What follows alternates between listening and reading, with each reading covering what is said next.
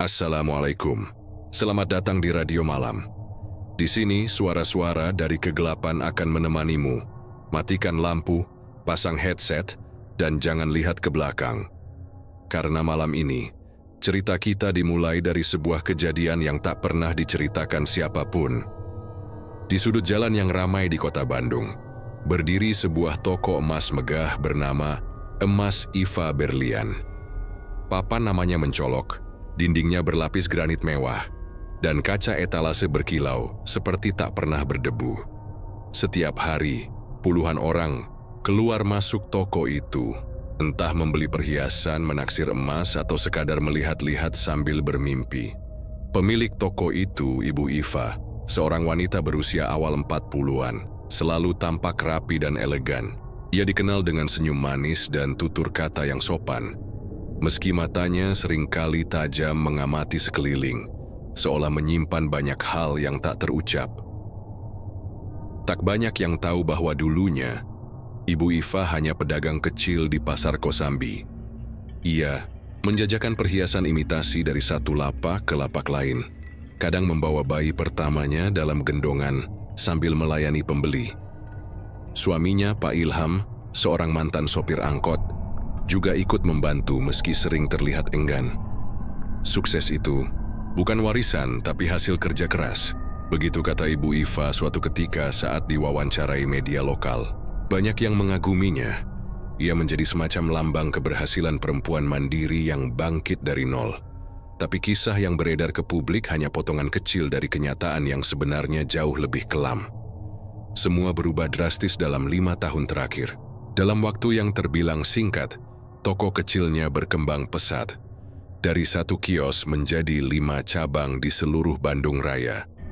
Orang-orang mulai bertanya-tanya, tapi karena Ibu Iva selalu aktif di komunitas sosial dan sering menyumbang, kecurigaan itu menguap begitu saja. Namun karyawan lama, terutama yang sudah bekerja sejak toko masih kecil, merasa ada yang berubah. Bu Iva sekarang beda. Ya, bisik Nita, salah satu karyawan muda pada rekan kerjanya saat beres-beres etalase. Dulu suka bercanda, sekarang kayak dingin, sahut rekannya pelan. Matanya tuh kadang kayak kosong, tapi kadang kayak ada sesuatu yang lihat balik dari dalam dirinya, tambah Nita, lalu tertawa kecil untuk menutupi kegelisahannya sendiri. Meski begitu, tak ada yang berani membicarakan perubahan itu secara terang-terangan. Gaji mereka naik, bonus melimpah, dan suasana kerja tetap profesional. Tapi entah kenapa, setiap tahun selalu saja ada satu karyawan yang keluar tiba-tiba. Alasannya macam-macam, pindah rumah, nikah, atau ingin istirahat dari dunia kerja. Tapi, anehnya tak satu pun dari mereka bisa dihubungi lagi setelah pergi. Kisah sukses Ibu Iva pun makin dikenal. Ia bahkan diundang jadi pembicara di seminar kewirausahaan. Dalam setiap pidato, ia selalu mengatakan hal yang sama. Kuncinya hanya 2, kerja keras dan doa. Tapi di balik layar, ada sesuatu yang jauh dari kata doa. Sore itu, langit Bandung mendung berat. Angin dingin berhembus menusuk tulang. Di dalam ruang kerja pribadi di lantai 2 toko pusat, Ibu Iva duduk di depan layar CCTV. Matanya tajam mengamati pergerakan para karyawannya. Pak Ilham masuk membawa secangkir teh. Laras, buka cabang baru di Ciampelas, katanya, tanpa basa-basi. Ibu Iva tak menjawab, matanya tetap terpaku pada layar. Udah 2 bulan dia masukin emas dari luar negeri. Harganya miring. Kita mulai kerasa penurunan penjualan. Suara-suara dari lorong toko terdengar samar. Dentingan emas dan sapaan kasir mengalun seperti musik, latar yang menenangkan. Tapi di ruang kerja itu, suasananya mencekam. Kita harus ambil langkah, bisik Pak Ilham. Barulah Ibu Iva menoleh. Langkah biasa nggak cukup. Ia membuka laci dan mengeluarkan sebuah amplop lusuh. Di dalamnya, foto seseorang yang sudah lama tidak mereka temui. Seorang pria tua berpakaian serba hitam dengan tatapan yang menusuk, Ki Sepuh. Dukun yang dulu pernah mereka temui saat toko hampir bangkrut 5 tahun lalu. Pak Ilham menggigit bibir. Kamu yakin mau buka lagi perjanjian itu? Ibu Iva Menarik napas dalam. Kalau kita nggak bertindak sekarang, semua yang kita bangun akan lenyap. Kamu mau kembali ngojek, Ham? Hening sesaat. Enggak, jawabnya pelan. Kalau begitu kita harus siap satu tumbal lagi. Dan aku tahu siapa yang cocok. Pak Ilham menoleh dengan ekspresi cemas. Nita, dia anak baru, nggak punya siapa-siapa. Rajin, patuh, gampang dikendalikan. Ucap Ibu Iva datar. Pak Ilham tampak ragu. Tapi ia tahu dalam perjanjian dengan dunia gaib, ragu adalah awal dari kehancuran. Di luar ruangan, Nita masih tertawa bersama rekan kerjanya. Tak tahu bahwa dirinya telah dipilih, bukan sebagai karyawan, teladan bulan ini, tapi sebagai tumbal berikutnya dalam sebuah perjanjian yang tak bisa ditarik kembali. Bandung pagi itu mulai sibuk sejak matahari baru menggeliat di balik kabut. Jalan-jalan utama padat oleh kendaraan. Suara klakson dan hiruk-pikuk pasar menjadi irama khas kota. Tapi satu kabar mulai menyebar di antara pedagang emas, membuat percakapan. Mereka berubah arah. Bularas dari Semarang telah resmi membuka cabang barunya di pusat perbelanjaan mewah di Cihampelas Walk. Toko emas itu diberi nama Laras Gold, dengan interior putih bersih, pencahayaan yang memanjakan mata, dan koleksi emas elegan yang tampak jauh lebih segar dari toko-toko lain di sekitarnya. Tak hanya itu, harganya lebih miring, pelayanan ramah dan sistem tukar tambahnya sangat menguntungkan pembeli. Tak butuh waktu lama, pelanggan yang biasa datang ke Emas Iva Berlian mulai beralih. Beberapa bahkan terang-terangan membandingkan keduanya di media sosial. Di Laras Gold desainnya kekinian banget, harganya juga lebih terjangkau. Iva Berlian udah mulai mahal dan pelayanannya kaku. Lebih nyaman di tempat baru, modern dan nggak terasa kayak toko emas tradisional. Ibu Iva membaca komentar-komentar itu diam-diam setiap malam. Ia tak membalas, tak menunjukkan emosi. Tapi dalam hatinya, amarah meletup seperti api dalam sekam. Ia menahan diri, tapi rasa panas itu terus menyebar ke dada, ke kepala, hingga ke mimpinya. Suatu pagi, Ibu Iva mengajak Pak Ilham untuk menyamar dan datang langsung ke toko Laras Gold. Mereka pura-pura jadi pasangan calon pengantin yang ingin membeli cincin kawin. Sesampainya di sana, mereka langsung disambut seorang SPG muda dengan senyum tulus. Selamat datang di Laras Gold. Ada yang bisa saya bantu, Kak? Suaranya lembut. Mereka disuguhi teh hangat dan dipersilakan duduk. Ruangan terasa sejuk, harum melati, dan terkesan bersih serta tenang. Pak Ilham bahkan sempat berbisik, tempat kita kalah jauh. Mata Ibu Iva menajam, tapi bibirnya tetap tersenyum. Tak lama kemudian, Bularas sendiri keluar dari ruang belakang. Perempuan setengah baya dengan gaya modern, mengenakan jas putih, sepatu hak tinggi, dan kalung berlian mencolok. Ia terlihat sukses, percaya diri, dan muda, meski usianya tak berbeda jauh dari Ibu Iva. Oh, pasangan baru ya? Sapa Bularas ramah. Semoga hari ini jadi awal bahagia untuk kalian. Mereka hanya mengangguk dan menyembunyikan identitas mereka. Tapi Ibu Iva memandangi Bularas lama sekali. Ada sesuatu di balik cara perempuan itu berbicara, terlalu manis, terlalu mulus. Seolah-olah kesuksesannya bukan hanya hasil kerja keras, tapi ada sesuatu yang lain. Dalam hati, Ibu Iva merasa terhina. Ia merasa ditantang. Hari-hari selanjutnya, ketegangan semakin terasa. Omzet cabang utama mulai turun. Beberapa pelanggan setia menghilang. Karyawan mulai resah. Nita, udah berapa pelanggan yang cancel hari ini? Tanya Ibu Iva tanpa menatap karyawan mudanya itu. 5, Bu. 2 orang katanya pindah ke toko baru itu, Laras Gold. Ibu Iva hanya mengangguk pelan. Tapi diamnya adalah badai yang tertahan. Malam harinya, di ruang pribadi yang sama seperti sebelumnya, Pak Ilham mencoba meredakan ketegangan. Kita bisa ganti strategi, turunin harga, kasih promo bulanan. Ibu Iva menatapnya lama. Kamu tahu Laras dari mana? Dulu waktu aku sering nganter logistik ke Jawa Tengah, sempat dengar namanya. Dulu katanya pernah buka usaha kerajinan perak, bangkrut. Tapi 2 tahun terakhir, langsung jadi ratu emas di Semarang. Kayak mendadak. Mata Ibu Iva menyipit. Kayak mendadak, itu yang gak masuk akal. Pak Ilham mengangguk. Mungkin dia juga main cara yang gak biasa. Sejenak suasana jadi sunyi. Di luar, hujan mulai turun rintik-rintik, membasahi atap dan mengaburkan cahaya jalan. Bau tanah basah menyelinap ke dalam ruangan melalui celah jendela yang sedikit terbuka. "Aku gak mau kalah dari dia," bisik Ibu Iva. Pak Ilham tahu arah pembicaraan itu. Ia merasa dadanya berat. "Apa kamu mau mulai lagi?" Ibu Iva membuka laci dan mengeluarkan buku tua berwarna hitam, bersampul kulit dengan benang merah yang terikat longgar. Buku itu tak ada judul, hanya simbol kebo berkepala dua di tengahnya. Simbol yang pernah mereka lihat 5 tahun lalu di altar milik Ki Sepuh. "Ini bukan cuman bisnis sekarang, Ham. Ini soal harga diri." Ia membuka halaman pertama buku itu. Tulisan tangan merah darah memenuhi lembarannya. Ritual, aturan, waktu, dan harga yang harus dibayar. Kalau laras bisa naik karena jalan gelap, kenapa kita nggak pertahankan kekuasaan dengan cara yang sama? Pak Ilham ingin menolak, tapi dalam hidup mereka, kemewahan 5 tahun terakhir terasa terlalu nyaman untuk dilepaskan. Rumah besar, mobil mewah, investasi, liburan ke luar negeri, semua itu tak akan bertahan tanpa kekuatan gaib yang dulu pernah menyelamatkan mereka dari kebangkrutan. Mereka tahu apa yang harus dilakukan. Mereka tahu siapa yang akan dikorbankan.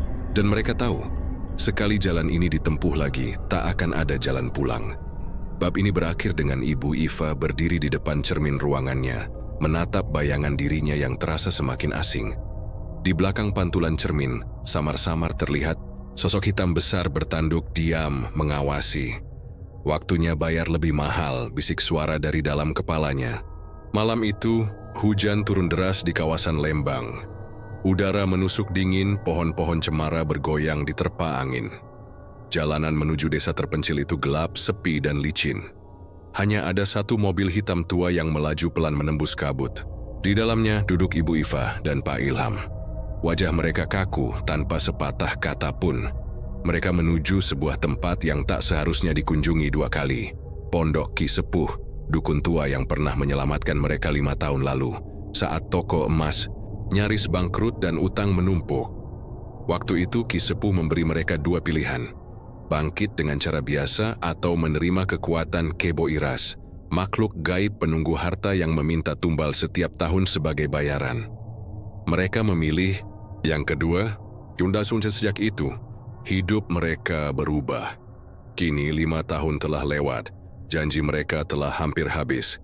Dan untuk melawan ancaman baru bernama Bularas, mereka tak punya banyak pilihan selain memperbaharui perjanjian itu.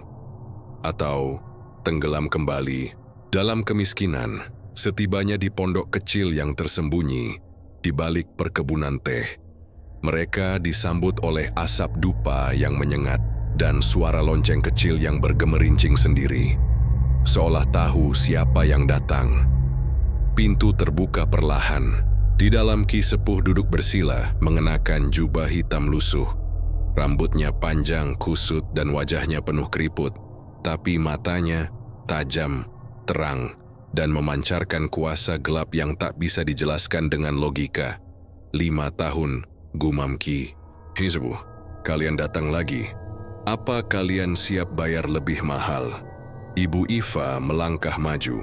Kami butuh kekuatan itu lagi. Tapi kali ini lebih dari sebelumnya. Lawan kami lebih besar. Ki Sepuh tersenyum samar. Kalian sudah tahu syaratnya. Kalian juga tahu, sekali jalan ini dibuka, tidak akan ada pintu kembali. Pak Ilham menelan ludah. Kami siap. Sang dukun mengambil seikat daun kering, membakarnya, lalu menaburkan abu ke dalam mangkuk air. Ia menggumamkan mantra panjang dalam bahasa yang terdengar seperti perpaduan Sunda kuno, dan suara binatang menggeram. Dari dalam ruangan gelap itu, terdengar bunyi geraman berat, seperti napas makhluk besar yang bersembunyi di balik dinding. Suhu ruangan menurun drastis, dan lampu minyak di pojok ruangan berkedip-kedip. Kebo Iras lapar. Ia ingin yang muda, yang bersih, yang belum ternoda dunia. Ibu Iva menunduk. Ia tahu siapa yang cocok. Nita, karyawan baru yang lugu, baik hati, Dan polos, dia anak yatim, ujar Ibu Iva pelan. Gak ada keluarga, gak akan ada yang cari. Ki Sepuh mengangguk. Kalian punya waktu 3 hari. Siapkan tempat, waktunya malam Jumat Kliwon. Siapkan juga perhiasan emas murni. Itu harus menjadi umpan. Pak Ilham tampak gelisah. Tapi, ia tak berkata apa-apa. Sebelum mereka pulang, Ki Sepuh memberikan sesuatu. Gelang hitam dari rambut manusia dililit dengan kawat emas. Ini untuk tumbalmu. Letakkan di pergelangan tangannya sebelum ritual. Jika dia menolak, Kebo Iras tak akan menerima. Kembali ke Bandung, wajah Ibu Iva tampak jauh lebih tenang. Di dalam pikirannya, semuanya mulai tersusun rapi.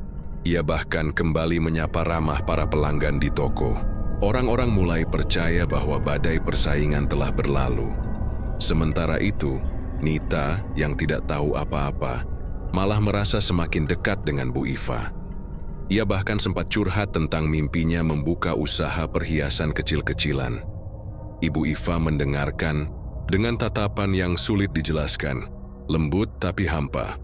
Nita, ucapnya suatu sore, kamu ikut saya ke gudang malam ini ya. Ada pengiriman emas yang harus dicek. Saya percaya kamu bisa bantu. Nita mengangguk senang. Siap, Bu. Sementara itu Pak Ilham duduk di teras rumah mereka, merokok dalam diam. Setiap asap yang keluar dari mulutnya terasa berat. Hatinya mulai digerogoti rasa bersalah. Tapi ia terlalu dalam terlibat. Mereka terlalu jauh melangkah. Malam Jumat Kliwon datang, langit mendung tanpa bintang. Udara kering, aneh dan lengang. Gudang belakang toko dikunci rapat. Di dalamnya lantai sudah dilapisi kain merah tua. Di tengahnya sebuah baskom besar berisi air dan emas murni tenggelam di dalamnya. Asap dupa mengalun. Cermin besar berdiri. Di pojok tertutup kain hitam. Nita datang dengan wajah polos. Bu, pengirimannya mana ya? Ibu Iva menatapnya lama. Sini, pakai gelang ini dulu. Itu tanda kepercayaan. Khusus buat karyawan terbaik. Nita menerimanya dengan senang, tanpa curiga. Tapi saat gelang itu melingkar di tangannya, suhu ruangan itu langsung berubah. Cermin di pojok mulai bergetar, asap dupa membentuk wajah kerbau bertanduk. Dan di detik berikutnya, waktu berhenti. Nita mematung. Matanya berkedip pelan kemudian kosong. Mulutnya terbuka seolah ingin berteriak tapi tak ada suara. Tubuhnya melayang perlahan ke udara. Pak Ilham yang menyaksikan semua itu dari balik pintu, hampir muntah. Tapi Ibu Iva tetap tegak berdiri, menatap tanpa air mata. Tak ada lagi ruang untuk ragu. Setelah ritual selesai, tubuh Nita tak pernah ditemukan. Catatan kehadirannya dihapus, nomor kontaknya hilang, seolah ia tak pernah ada. 2 hari kemudian, toko emas kembali dipenuhi pelanggan. Berita miring tentang Laras Gold menyeruak. Toko itu diduga menjual emas palsu. Polisi datang, cabangnya ditutup untuk penyelidikan, dan Bularas, ia menghilang tanpa jejak. Ibu Iva duduk di kantornya dengan senyum tenang. Tangannya memegang satu bros emas baru, dengan ukiran tanduk kerbau kecil di tengahnya. Tapi di balik kemenangan itu, tak ada yang tahu bahwa perjanjian baru saja dimulai. Dan Kebo Iras lapar setiap tahun. Pagi di toko emas Iva Berlian kembali ramai. Pelanggan datang silih berganti. Antrean panjang terlihat sampai keluar pintu. Para karyawan sibuk melayani. Wajah mereka sedikit kewalahan tapi penuh semangat. Seakan badai yang sempat mengguncang, toko itu telah benar-benar berlalu. Namun ada satu hal yang terasa ganjil. Nita tidak terlihat. Biasanya gadis berusia 23 tahun itu adalah karyawan paling sigap. Selalu datang lebih awal, tersenyum kepada siapapun, bahkan sukarela membantu teman-temannya menyelesaikan tugas. Tapi sejak malam Jumat Kliwon itu, ia menghilang tanpa kabar. Awalnya, para karyawan mengira Nita sakit. Tapi hari demi hari berlalu, tanpa kejelasan. Pesan tak dibalas, nomor tak aktif, dan apartemen tempat tinggalnya kosong. Ibu Iva hanya berkata dengan wajah sedih. Nita mengundurkan diri mendadak. Dia harus pulang ke kampung karena urusan keluarga. Tak ada yang mencurigai lebih jauh. Namun Sari, rekan kerja Nita sekaligus teman dekatnya, merasa ada yang aneh. Sari masih ingat Nita pernah bercerita bahwa ia anak yatim piatu sejak kecil. dibesarkan di panti asuhan, dan tidak punya siapa-siapa di kampung. Bu Iva bohong. Bisik Sari suatu malam sambil menatap ke arah ruang kantor yang selalu terkunci sejak kejadian itu. Sementara itu, Ibu Iva dan Pak Ilham menikmati hasil dari perjanjian barunya. Setelah tumbal diterima, omset toko melonjak drastis. Pasokan emas datang dari distributor yang sebelumnya sulit dijangkau. Harga emas mendadak naik, tapi pelanggan tetap membanjir. Bahkan, nama toko mereka mulai diliput media lokal sebagai toko emas terpercaya dan berkembang cepat di Jawa Barat. Bahkan pada suatu hari, seorang influencer besar datang berbelanja dan mempromosikan mereka secara cuma-cuma. Semua berjalan terlalu mulus, terlalu mudah. Namun, malam-malam mereka mulai terasa tidak sama.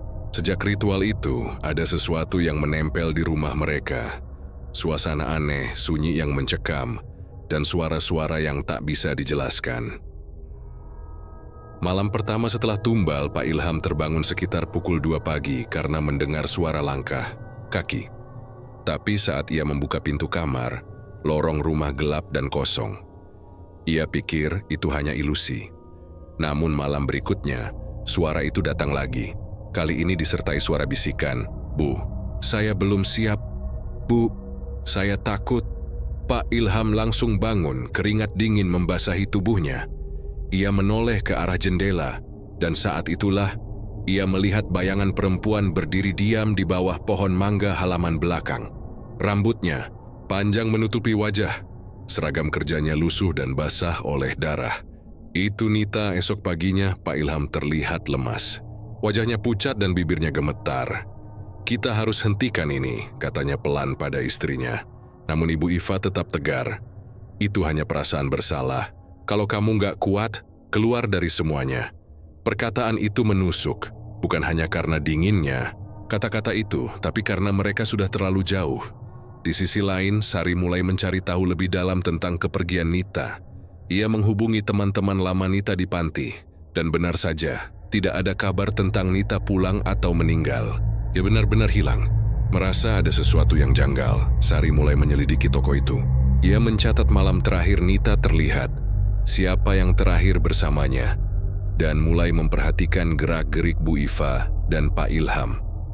Satu malam, Sari memberanikan diri mengintip ke gudang belakang toko, yang kini selalu terkunci. Saat ia mendekat, hidungnya mencium bau anyir logam, campuran darah dan dupa. Di celah pintu, ia melihat lantai yang dilapisi kain merah tua. Ada baskom besar di tengah ruangan, dan cermin besar dengan bekas sidik jari menempel samar.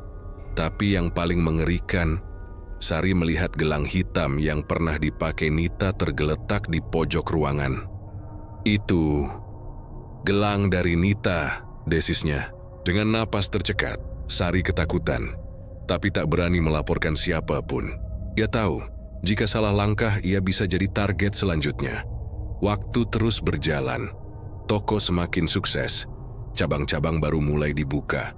Media terus meliput kisah sukses pasangan Iva dan Ilham sebagai ikon pengusaha perempuan inspiratif. Mereka diundang ke seminar, talk show, bahkan mendapat penghargaan dari pemerintah kota. Tapi di balik gemerlap itu, rumah mereka jadi kuburan bagi ketenangan. Pak Ilham mulai sakit-sakitan. Nafasnya sering sesak, badannya terasa berat seperti dipikul makhluk tak kasat mata. Kadang ia menangis sendiri di kamar mandi, menjerit menyebut nama Nita dalam ketakutan. Sedangkan Ibu Iva mulai sering berbicara sendiri di ruang pribadinya, seolah sedang berdialog dengan sesuatu yang tidak terlihat. "Saya sudah beri tumbal, kami sudah bayar mahal, jangan ganggu kami." Namun suara itu yang hanya dia dengar selalu menjawab hal yang sama. "Belum selesai, tumbal baru tiap tahun. Janji itu tak bisa kau tarik kembali." Bab ini diakhiri dengan Sari yang mendatangi makam tua di pinggiran kota, mencari seorang dukun muda untuk meminta perlindungan. Ia sadar bahwa dirinya telah melihat terlalu banyak, dan siapapun yang tahu rahasia pesugihan hanya punya dua pilihan, ikut menjadi tumbal atau diam selamanya. Waktu berjalan cepat, Tak terasa 1 tahun telah berlalu sejak malam mencekam saat Nita menjadi tumbal pertama. Toko emas Iva Berlian semakin dikenal. Cabangnya kini ada di 3 kota besar, Bandung, Cimahi, dan Garut. Dari luar, hidup pasangan Ibu Iva dan Pak Ilham tampak nyaris sempurna. Bergelimang emas, disanjung, dan hidup mewah. Tapi di balik itu, rumah mereka semakin dingin. Bukan hanya karena cuaca, melainkan karena sesuatu yang tidak terlihat kini menetap di dalam rumah itu. Sesuatu yang selalu lapar, selalu mengintai, dan selalu menuntut bayaran. Tanda-tanda datang. Lagi malam-malam mereka kini penuh gangguan. Cermin. Di ruang tengah mulai berembun meski tak ada uap. Bau anyir darah kadang muncul tiba-tiba dari kamar kosong. Dan yang paling menakutkan, jam dinding di rumah mereka selalu berhenti di pukul 02.33 dini hari. Kemudian berdetak mundur selama 1 menit sebelum kembali normal. Pak Ilham tidak lagi sekuat dulu. Ia mulai kehilangan arah. Setiap malam ia mendengar suara langkah Nita di tangga. "Pak, saya belum sempat pulang. Pak, saya belum siap mati." Ia tak bisa tidur. Tiap malam, ia hanya duduk di sudut kamar, rokok tak lepas dari tangannya, dengan mata yang sembab karena kurang istirahat. Sementara itu, Ibu Iva tetap keras. Baginya ini adalah harga kesuksesan. Ini sudah kesepakatan, kita hanya perlu 1 tumbal lagi tahun ini. Habis itu, semua kembali tenang. Pak Ilham menatap istrinya lama, lalu bertanya dengan suara serak, "Kalau nanti gilirannya kita, Ibu?" Iva Hansilil, ia tak pernah mau membicarakan itu. Mencari tumbal kedua tak semudah sebelumnya. Kali ini, mereka lebih berhati-hati. Mereka tahu banyak mata mulai memperhatikan mereka, terutama Sari, rekan kerja Nita yang masih bekerja di toko pusat. Sari sering menyendiri, mencatat sesuatu di buku kecil, dan tampak mengawasi gerak-gerik mereka dengan tatapan penuh curiga karena itulah target tumbal berikutnya harus tidak dikenal, harus baru, harus bersih. Pilihan mereka jatuh pada Yanti, seorang gadis polos yang baru saja magang dari sebuah sekolah kejuruan. Umurnya 18 tahun, pendiam, rajin, dan tidak punya keluarga. Dekat di kota, dia tinggal di kos-kosan kecil di daerah Kiara Kondong. Hari pertama Yanti masuk kerja, Pak Ilham tak sanggup menatap matanya. Tapi Ibu Iva menyambutnya dengan senyum yang manis. "Yanti, kamu cocok di sini. Saya suka anak muda yang rajin." Rasa bersalah versus rasa serakah hari-hari menjelang ritual kedua terasa berat. Pak Ilham semakin tertekan. Ia merasa seperti duduk di kursi listrik setiap kali melihat Yanti tersenyum kepadanya dengan polos. Tak tahu bahwa dirinya sudah dipilih menjadi korban berikutnya. Suatu malam, Pak Ilham mencoba menghentikan semuanya. Ia pergi diam-diam ke Lembang, menemui Ki Sepuh, sang dukun tua. Ia bersujud di depannya memohon agar perjanjian itu dihentikan. "Tolong, saya bayar berapapun, saya kembalikan semuanya. Saya tidak mau lanjut." Tapi Ki Sepuh hanya tertawa pelan, suaranya berat dan dingin. "Kamu pikir ini permainan? Kalian sudah dibantu, sudah diberi kemewahan. Kalian hutang nyawa pada Kebo Iras, dan hutang nyawa tak bisa dilunasi dengan uang. Kalau tidak kasih tumbal, maka kamu, atau istrimu, atau anakmu yang akan diambil." Pak Ilham pulang, malam itu dengan jiwa yang hampir patah. Malam ritual kedua malam Jumat Kliwon datang kembali. Gudang belakang toko pusat kembali disiapkan. Kain merah tua digelar. Baskom emas diisi air dan serpihan perhiasan. Dupa dibakar. Cermin besar kembali berdiri, menunggu makhluk dari alam lain untuk menampakkan diri. Yanti dipanggil malam itu dengan alasan lembur.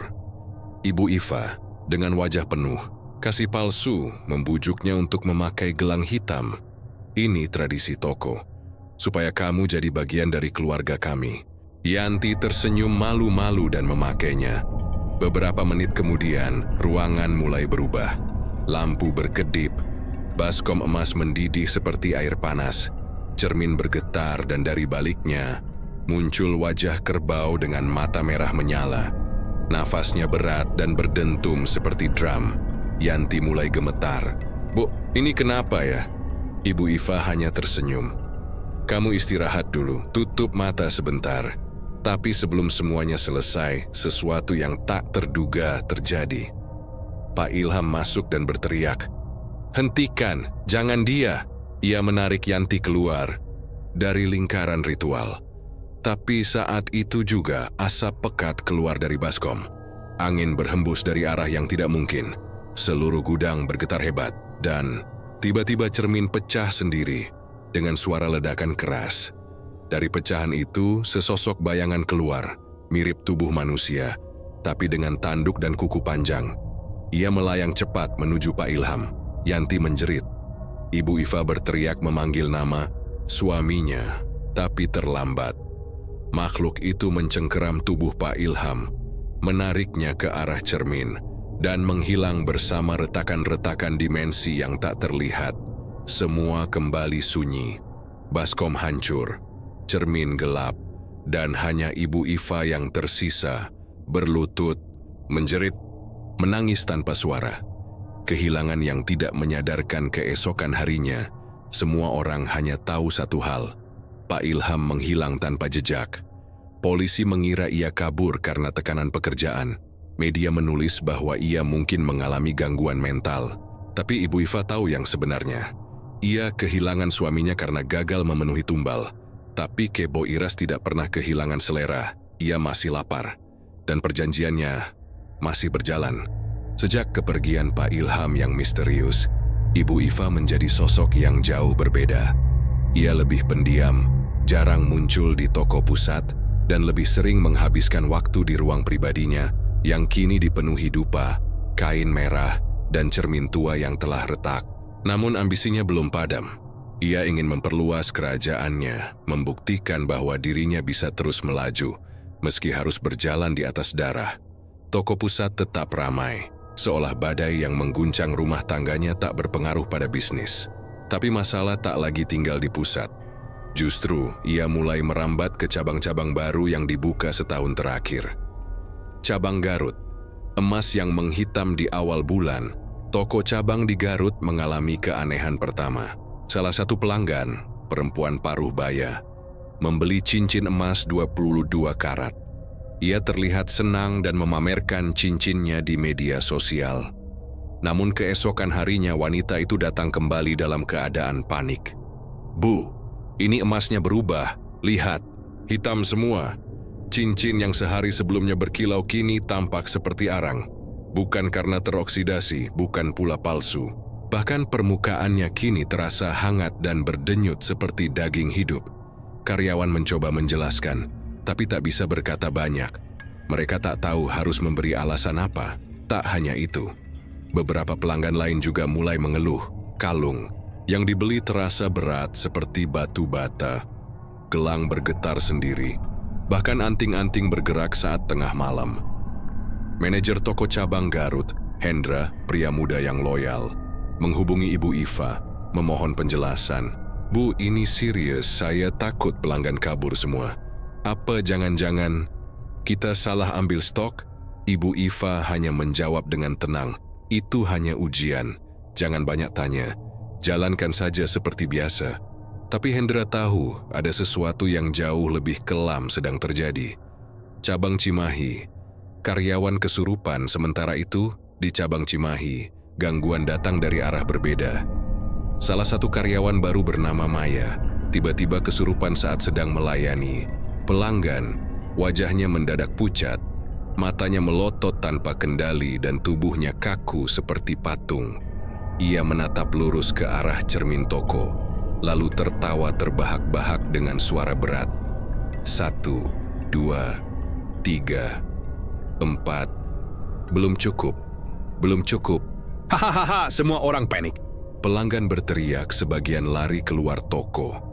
Karyawan lain mencoba menolong, tapi tangan Maya bergerak liar, mendorong dan mencakar siapapun yang mendekat. Butuh 2 orang ustaz dan seorang satpam untuk menenangkan Maya. Setelah sadar, gadis itu menangis tanpa henti, berkata bahwa ia melihat seorang pria ditarik ke dalam cermin oleh makhluk bertanduk. Ada darah, banyak darah, dan suara sapi mengaum. Tapi itu bukan sapi, itu iblis. Kabar tentang kejadian ini menyebar cepat. Polisi datang, wartawan lokal mulai mencium bau sensasi, dan manajemen mulai panik. Namun sekali lagi, Ibu Iva hanya berkata, "Itu ujian kecil, fokus jualan. Jangan biarkan ketakutan mengalahkan kalian." Tapi saat malam tiba dan toko tutup, Hendra dari Garut dan Lina dari Cimahi mulai menyadari sesuatu. Mereka tak lagi sendirian di toko, bahkan setelah semua lampu dimatikan. Bayangan di sudut ruangan teror mulai merasuk pelan-pelan. Cermin-cermin di semua cabang mulai menampilkan bayangan yang tak sinkron dengan orang di depannya. Kadang, bayangan karyawan tetap berdiri walau orang aslinya sudah berjalan pergi. Laci uang kasir terbuka sendiri setiap malam pukul 2:33, jam keramat yang sama dengan toko pusat. Salah satu kejadian paling mengerikan terjadi di cabang Bandung Timur. Seorang satpam malam bernama Rudi melaporkan bahwa ia melihat seorang wanita berdiri di dalam toko sekitar pukul 3 pagi, padahal toko sudah tutup dan semua karyawan pulang. Ia mengira itu maling, lalu masuk dengan senter dan pentungan. Namun saat cahaya senter menyorot ke arah perempuan itu, wajahnya menoleh tanpa bergerak, dan matanya kosong, berlubang seperti sumur hitam. Rudi pingsan di tempat. Saat pagi datang, ia ditemukan dengan tangan terlipat seperti posisi mayat di kuburan dan mulut berisi serpihan emas mentah. Sari mulai bergerak di tengah semua kekacauan ini. Sari, rekan Nita yang masih menyimpan dendam dan rasa ingin tahu, semakin yakin bahwa Ibu Iva adalah biang dari semua ini. Sari diam-diam mengumpulkan bukti, catatan pembelian logam mulia yang tak jelas asalnya, kontrak kerja fiktif untuk pegawai yang tak pernah hadir, dan laporan keuangan toko yang penuh transaksi misterius. Ia menyadari satu hal mencolok. Setiap tahun, di bulan yang sama, selalu ada satu nama karyawan yang mendadak menghilang dari data. Ia juga menemukan bahwa paket kiriman misterius berisi dupa, kain merah, dan cermin tua dikirim ke semua cabang. Bahkan, salah satu kurir yang mengantarnya pernah berkata, "Bu, ini paket dari gunung. Saya cuma disuruh kirim, isinya serem-serem, Bu." Sari tak bisa tinggal diam. Ia mendatangi seorang wartawan investigasi bernama Fikri dan mulai membongkar semuanya. "Saya nggak punya bukti lengkap, tapi saya yakin pesugihan sedang berjalan di toko emas ini, dan orang-orang mulai mati. Akhir, Baby musim permainan yang membesar Ibu Iva tahu. Waktunya semakin sempit. Tumbal berikutnya belum ia pilih, dan kini terlalu banyak mata mengawasi. Wartawan mulai muncul, pelanggan mulai bertanya, dan beberapa karyawan diam-diam resign karena takut. Namun, malam itu saat ia duduk sendiri di ruang ritual dengan cermin yang mulai membusuk, suara berat terdengar lagi.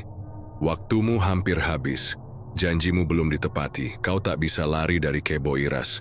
Ibu Iva menutup mata, tubuhnya gemetar. Tapi ia tetap teguh pada satu hal. Ia tak boleh kalah. Ia akan cari tumbal ketiga, apapun yang terjadi. Bab ini ditutup dengan Sari yang menyelinap ke toko pusat malam-malam, masuk ke ruang belakang yang sudah terkunci berbulan-bulan, dan menemukan baskom emas, kain merah, dan gelang hitam milik Nita yang masih meneteskan darah, segar setahun lebih setelah ia menghilang. Fikri, seorang wartawan investigasi yang tak takut mati, sudah lama haus akan cerita besar. Namanya dikenal karena berani membongkar kasus korupsi di kalangan pejabat daerah, hingga sempat diancam mati oleh preman. Tapi cerita yang datang dari mulut seorang karyawan toko emas bernama Sari, terkait pesugihan dan tumbal manusia, itu bukan sekadar cerita besar. Itu cerita gila. Namun Fikri tahu, kegilaan seringkali menyimpan kebenaran. Sari memberikan Fikri sebuah catatan kecil. Di dalamnya tertulis daftar nama-nama karyawan yang pernah bekerja di toko emas Iva Berlian. Tapi setiap tahun ada satu nama yang menghilang begitu saja, tanpa surat resign, tanpa alasan. Ini bukan kebetulan, Mas. Mereka bukan resign, mereka hilang. Salah satunya temanku Nita. Fikri menyelidiki lebih lanjut. Ia mencoba menghubungi keluarga korban. Salah satu ibu dari mantan karyawan bahkan menangis saat dihubungi, mengatakan bahwa anaknya tidak pernah kembali setelah mulai kerja di toko itu. Saya kira anak saya kabur, Mas. Tapi saya mimpi. Dia minta tolong. Tubuhnya dibungkus kain merah dan ada sapi besar berdiri di atas tubuhnya. Fikri yang tadinya skeptis kini mulai merinding. Fikri dan Sari memutuskan menyelidiki lebih jauh ke masa lalu Ibu Iva dan Pak Ilham. Mereka menggali berita lama, catatan desa, hingga laporan bisnis. Dan di sanalah mereka menemukan jejak awal keanehan. Sebelum mendirikan toko emas, pasangan itu pernah bangkrut 3 kali, terlilit utang ratusan juta, dan bahkan pernah menjual rumah. Namun dalam waktu kurang dari 3 bulan setelah bangkrut, mereka kembali dengan modal besar dan langsung membuka toko emas pertama di pusat kota Bandung. Itu bukan kebangkitan bisnis biasa, ujar Fikri sambil mengetik cepat. Sari lalu menunjukkan sesuatu yang lebih mengejutkan. Saya diam-diam mengambil foto dari ruang ritual Ibu Iva. Lihat ini. Dalam layar ponsel tampak sebuah baskom emas, dupa setinggi lutut, dan cermin besar dengan bingkai tanduk kerbau. Tapi yang paling mengerikan, tampak bayangan lain di dalam cermin meski ruangan kosong. Itu bukan bayanganku, kata Sari pelan. Fikri terdiam. Ia tahu mereka sudah terlalu dalam untuk mundur. Peringatan dari orang dalam. Di tengah penyelidikan, Fikri mendapat pesan anonim. Isinya hanya sebuah kalimat. Jika kamu teruskan ini, bukan cuma dia yang mati, kamu juga. Fikri melacak nomor pengirim dan menemui pengirimnya. Seorang mantan kurir pengantar paket untuk toko emas itu, bernama Wawan. Pria itu sekarang tinggal di pelosok desa, trauma berat, dan memilih tidak pernah keluar rumah. Wawan mengaku dulu pernah melihat isi paket yang dikirim ke toko pusat tiap malam Jumat Kliwon. Kepala ayam, darah dalam botol, rambut manusia, dan segumpal tanah kuburan. Saya kira itu cuma klinik. Tapi setelah saya antar paket itu beberapa kali, saya mulai mimpi buruk. Saya mimpi diseret ke dalam cermin. Saya berhenti kerja setelah saya lihat bos toko itu bicara sendiri di ruang kosong sambil menaruh darah di cermin, dan cerminnya balas ngomong. Fikri dan Sari akhirnya mengambil keputusan paling nekat, menyelinap kembali ke toko pusat malam-malam saat toko tutup. Sari punya kunci duplikat lama dari saat masih bekerja. Mereka masuk dari pintu belakang. Suasana toko gelap dan dingin. Semua barang dibungkus rapi. Tapi hawa mistis terasa menekan, seperti ada yang mengintai dari balik rak-rak perhiasan. Saat mereka masuk ke ruang belakang, Fikri melihat dengan mata kepala sendiri. Baskom emas di tengah ruangan mulai berdetak. Detak seperti jantung. Dan di dinding cermin itu ada lagi. Tapi kini tak retak, bersih, seolah menunggu. Mas, kamu lihat itu? Bisik Sari. Tiba-tiba, sinar merah muncul dari dalam cermin. Bayangan kerbau dengan mata menyala muncul perlahan, disusul oleh wajah Pak Ilham pucat dengan darah menetes dari mata. Fikri terpaku. Sari gemetar. Tapi sebelum mereka sempat lari, terdengar suara berat. Seperti 2 batu digesek keras-keras. Kalian terlalu jauh masuk ke dalam dunia yang bukan milik kalian. Cermin bergetar. Baskom tumpah sendiri. Darah mengalir dari sela-sela lantai. Fikri menarik Sari dan berlari keluar dengan napas memburu.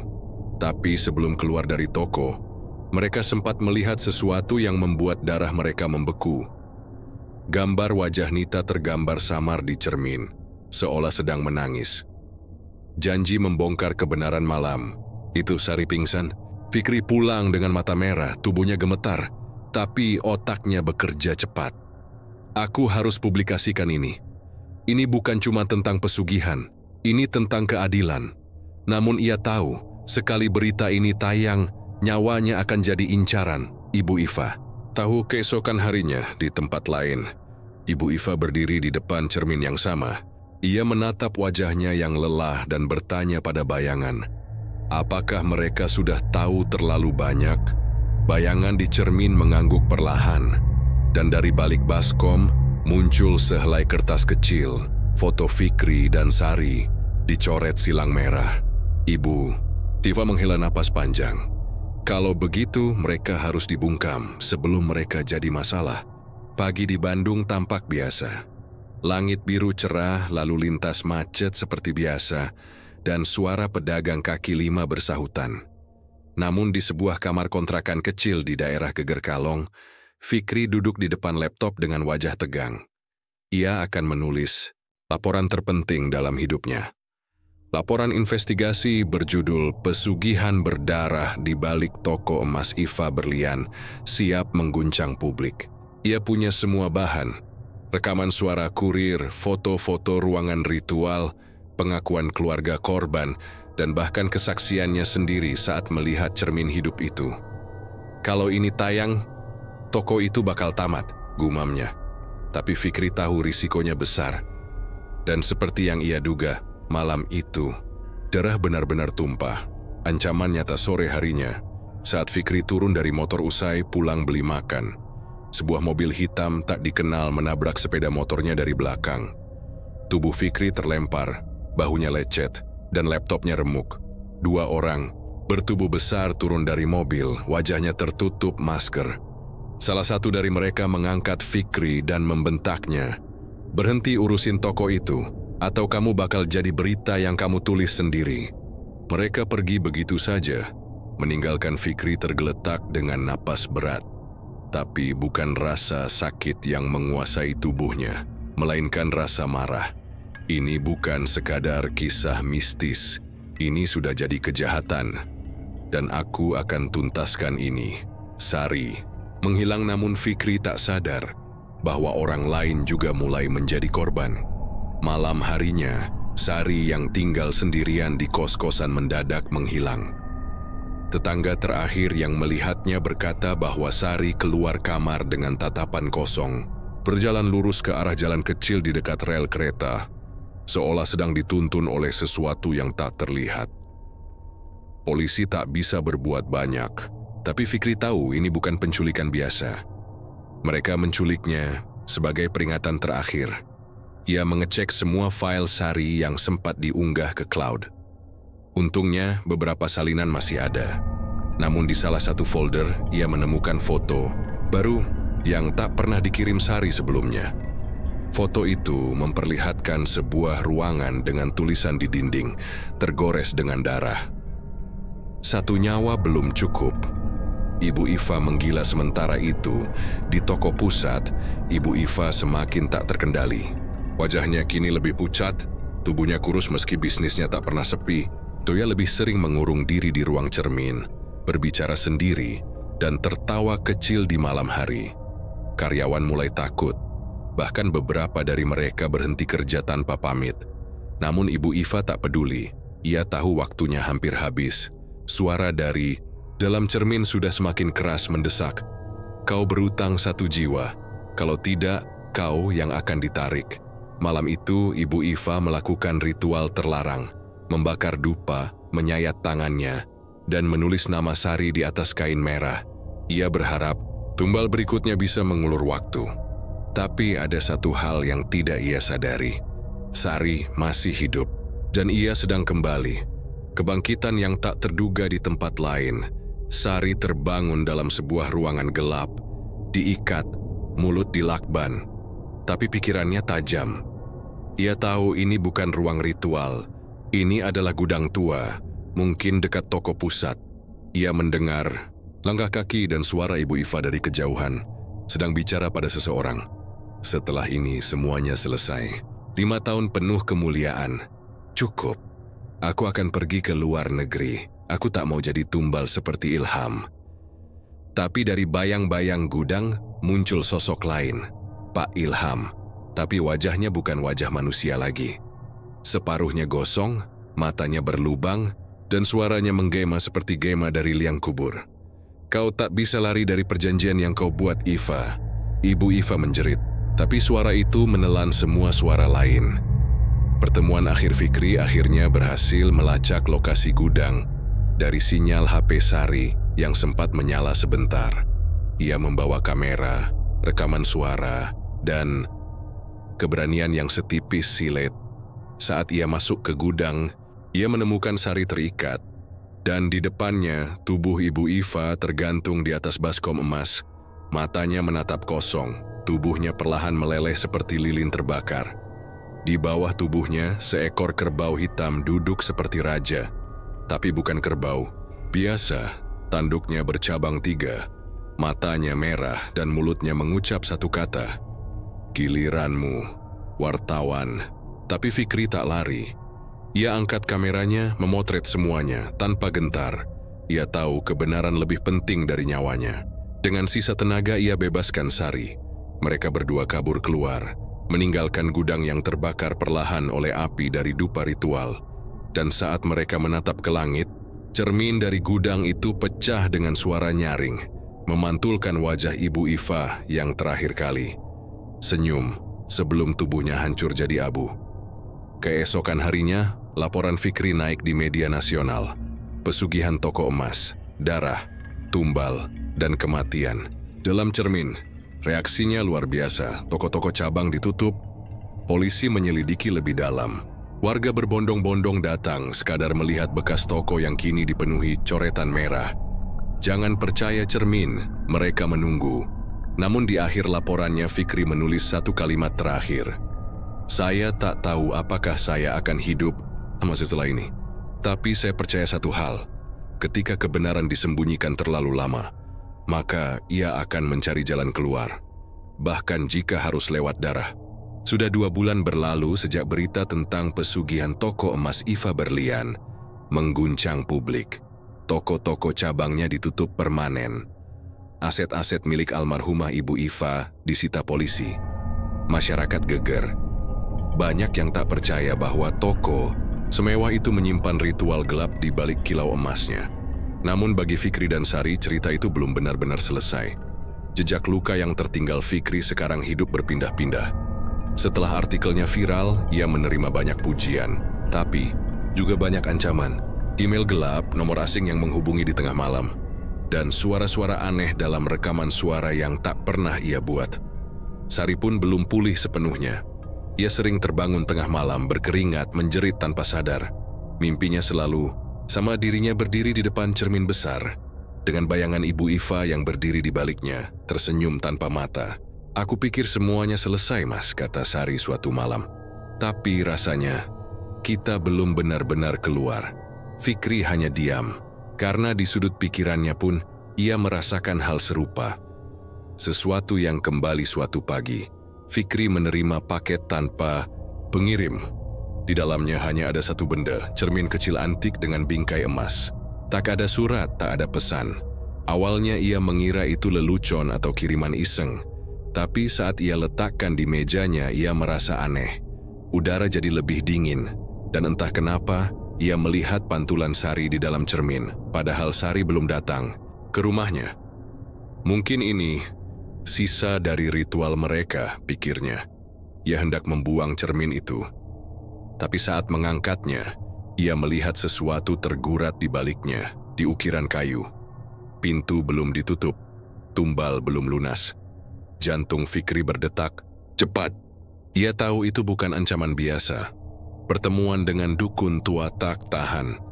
Dengan gangguan yang makin sering terjadi, suara-suara berbisik dari balik tembok, bayangan aneh di jendela, dan mimpi buruk yang menghantuinya setiap malam.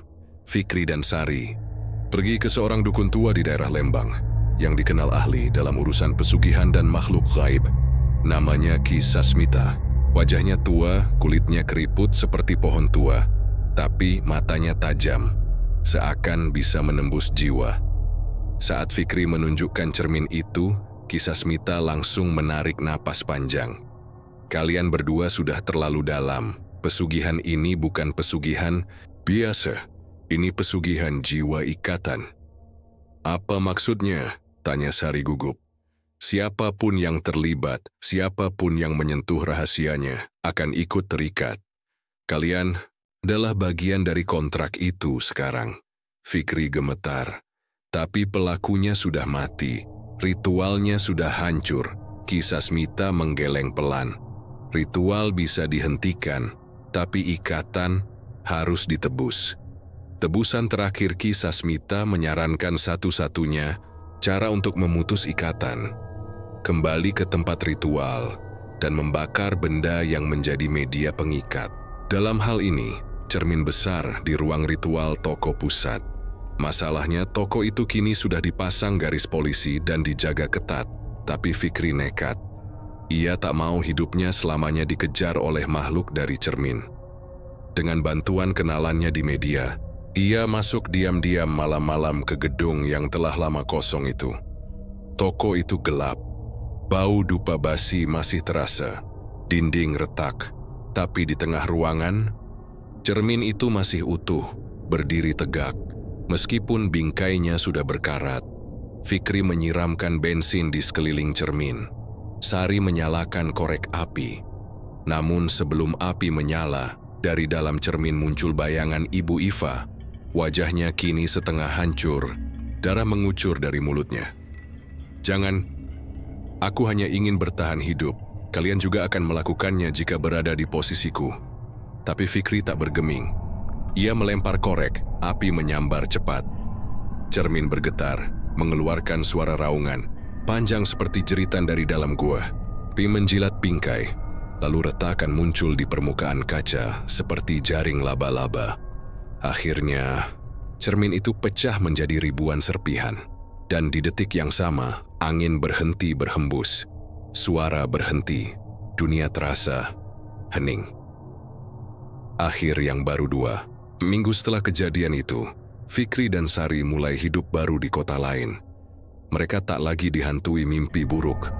Tak ada suara bisikan, tak ada bayangan di balik kaca. Mereka tak bicara lagi soal masa lalu.